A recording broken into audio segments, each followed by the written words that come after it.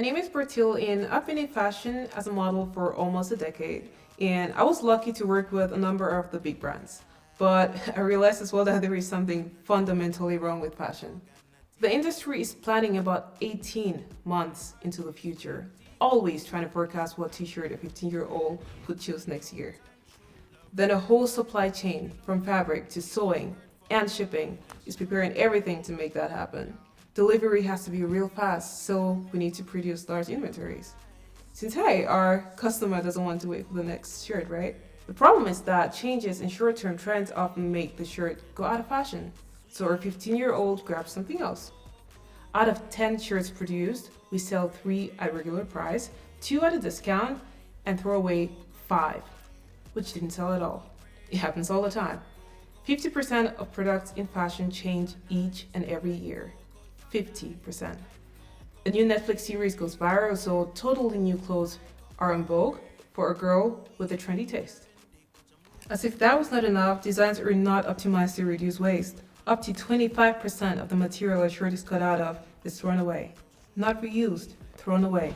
This is because the whole process is not optimized for reducing waste. All of this creates an extremely inefficient supply chain of 100,000 unconnected companies worldwide. They would need to predict short-term trends but lack the data and tools to do so. And yet they need to deliver extremely fast or they lose their business. So they build big piles of shirts just in case. Plus 80% of their workers are women my age or younger. They do really difficult work because they want to improve their lives.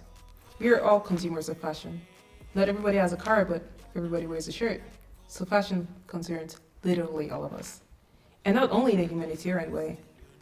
The inefficient supply chain makes fashion one of the biggest polluters, accounting for a staggering 10% of global CO2 emissions. All this means fashion is not sustainable. We're in fact falling behind on the United Nations sustainability goals for 2030. So what can we do to improve the game? And do so now. I'm with chainge.org, a nonprofit for making the fashion supply chain fair and sustainable. That means tools like 3D design and artificial intelligence are spread to all the companies in the supply chain, big and small, improving lives and communities. Our approach is to reduce costs by reducing inventory plus achieving zero waste. The new technology is open source because to share and learn from each other is the key to changing the world's largest supply chain. We call what we do social technology, applying tech to people's lives and jobs. The human side of technology is first and for a change, not second. If what you've heard resonates with you, why not help us spread the word by sharing? And if you happen to have an audience, why not get in touch with us to discuss if we can cooperate? See you around.